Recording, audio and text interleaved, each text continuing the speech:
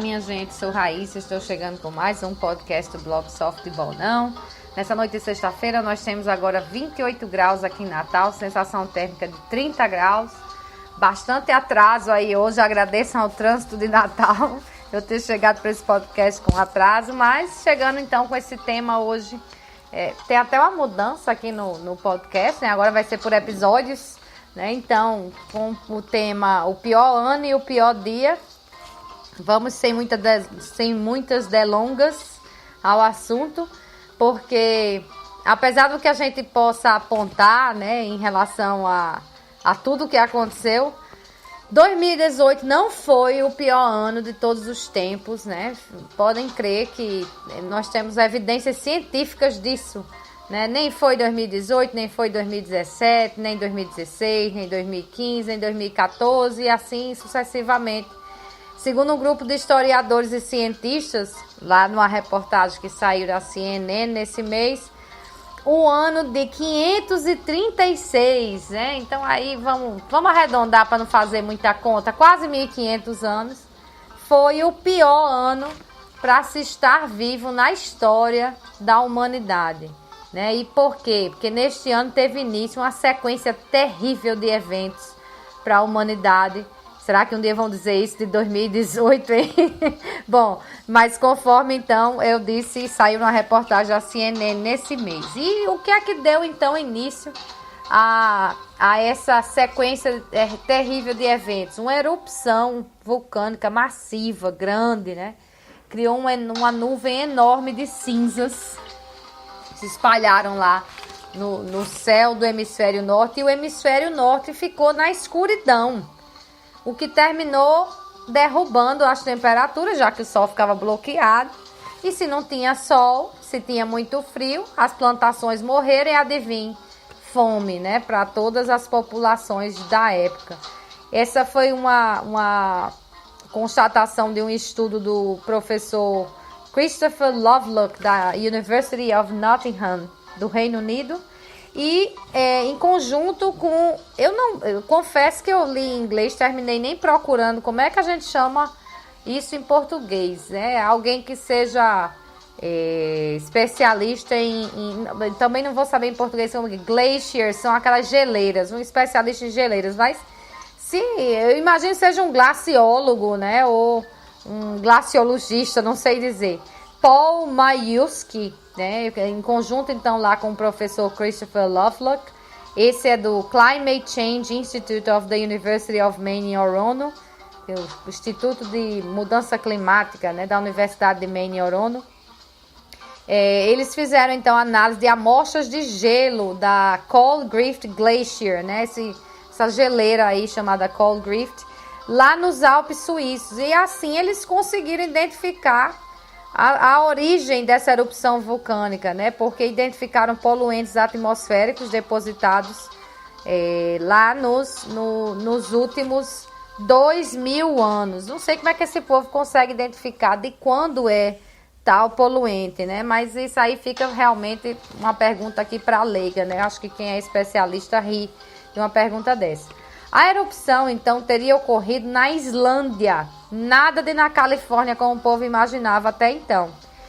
E essa erupção ainda teve depois de ter causado tudo isso, né, deixado o céu sem sol, um frio desgraçado matando o povo, né, acabando com as plantações e matando o povo de fome, ainda houve uma peste em 542, né, uma peste, a famosa peste bubônica.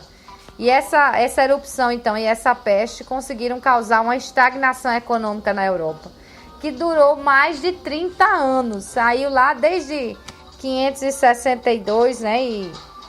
536 e foi até 575, quando aparecem, então, os primeiros sinais de recuperação.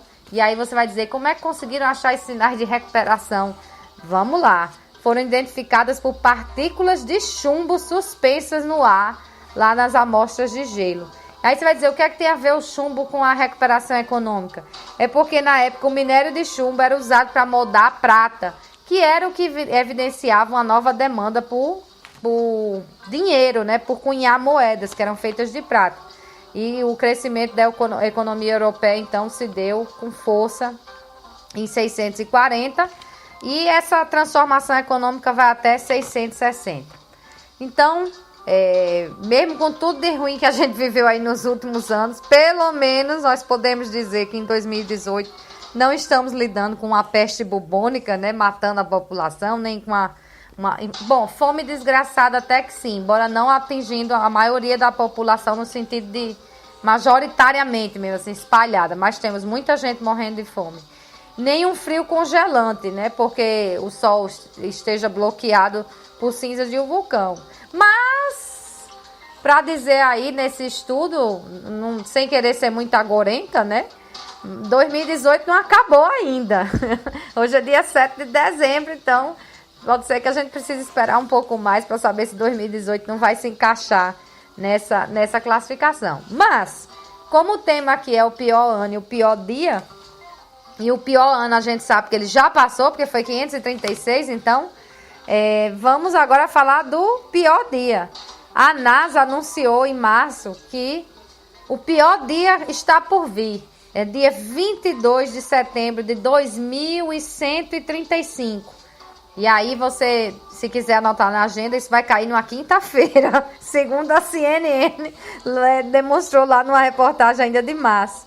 Há uma pequena chance, mas há, segundo os cálculos da NASA e tudo, de um asteroide de aproximadamente 500 metros de diâmetro, chamado Bennu, atingir a Terra com um impacto de energia equivalente a todo o arsenal balístico nuclear dos mísseis que os Estados Unidos possuem hoje. Pronto. Só isso aí já dá pra gente não dormir mais nunca. Ainda bem que a data é só lá para 2135, né? 22 de setembro, hein? Data exata. E aí, é claro, se tem todo esse potencial balístico, a gente já pode anotar na agenda que esse vai ser o pior dia de todos os tempos para todo mundo. Não vai ser só para quem tiver peste bubônica ou tiver no hemisfério norte, nada. Todo mundo vai enfrentar, então, se isso de fato acontecer, já que a chance é pequena, mas existe, esse será o nosso pior dia de todos os tempos. Mas a NASA já tem um plano que lembra muito, para quem é aí mais antigo, há 20 anos nós tivemos 2 filmes em Hollywood tratando do assunto, Armagedon e Impacto Profundo. Eu não assisti Impacto Profundo, mas assisti Armagedon, daquela música linda de Aerosmith, né? I don't wanna miss a thing, né? A música que é muito mesmo semelhante a esse plano de que a NASA tem, então, para esse caso desse asteroide que pode, então, esbarrar aí na Terra. Como então?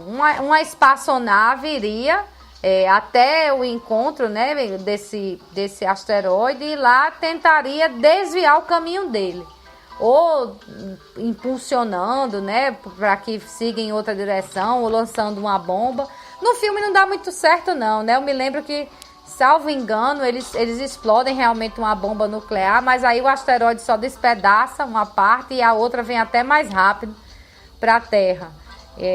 Não é nada lindo, né, de saber disso, mas é esse o plano realmente, é desviá-lo do caminho da Terra. O plano já tem um nome, apesar de que ainda não é um programa, mas já tem um nome, que é Hypervelocity Asteroid Mitigation Mission for Emergency Response Vehicle. Olha só que coisa. Traduzindo aqui livremente, seria a missão de mitigação da hipervelocidade de um asteroide por um veículo de resposta emergencial. Ou seja, vai mandar um veículo, ou seja, um foguete, para uma resposta emergencial, porque não tem mais o que fazer, e tentar, então, mitigar a hipervelocidade deste asteroide. Isso em inglês dá o nome Hammer, né? Pegando as iniciais, que Hammer é martelo. Então dá para ter uma ideia do que se pretende fazer com o asteroide se ele vier mesmo a esbarrar com a Terra. Bom, aí você vai dizer, mas o asteroide esbarrar com a Terra já aconteceu. Em 2013, um meteoro de 20 metros atingiu a Terra perto vou dizer aqui o nome que é super difícil, Chelyabinsk, na Rússia. E esse impacto desse meteoro liberou 30 vezes a energia da explosão nuclear que ocorreu em Hiroshima. Imagina aí.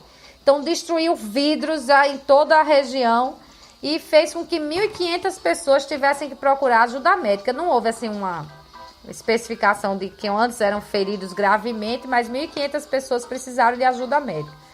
E, claro, todo mundo já ouviu falar nessa história, há 65 milhões de anos, um meteoro de 16 quilômetros atingiu a península de Yucatán e exterminou os dinossauros, deixando lá uma cratera de 150 quilômetros de diâmetro. Ninguém vai querer que isso se repita aqui com a gente. O segredo, então, para evitar esse impacto é, claro, a antecipação. Muitos anos antes, é possível, então, alterar a órbita desse asteroide, né? Desviá-lo do caminho facilmente, segundo diz a NASA.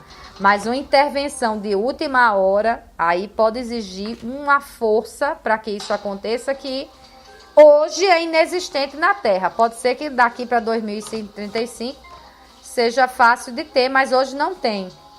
E assim, poderia levar à destruição da Terra essa força se deixasse para perto. Mas já tem até um cargo na NASA para isso, né? O Planetary Defense Officer, o oficial de defesa planetária, que então coordena lá o Planetary Defense Coordination Office, né? O escritório de coordenação de defesa planetária, que simplesmente patrulha os céus em busca de rochas maiores em órbitas que poderiam então cruzar com a Terra. Claro que eles não vão vasculhar só aqui perto, vasculham longe. Esse programa de vasculhar, ele já existe desde 1970, com formatos variados, né? Mudou de nome algumas vezes, e já descobriu aproximadamente 18 mil objetos próximos à Terra, sendo 1.000 deles acima de 1 quilômetro de diâmetro. Imagine, esse diâmetro passou a ser o limite mínimo de ameaça a partir de 1998, quando mais sofisticado.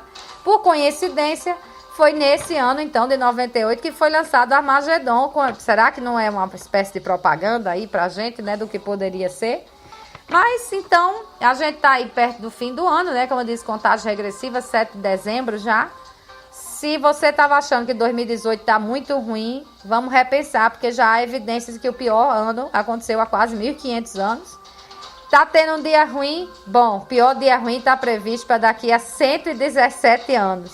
Então, a gente pode começar a não reclamar tanto de 2018, né? Porque coisas bem piores aconteceram antes e coisa bem pior pode acontecer daqui a 117 anos. Então, minha gente, espero que vocês tenham gostado aí do tema. Deixo uma boa semana, um bom fim de semana para todo mundo, né? Renovando sempre o convite para sexta, 7 da noite, sobre outros assuntos.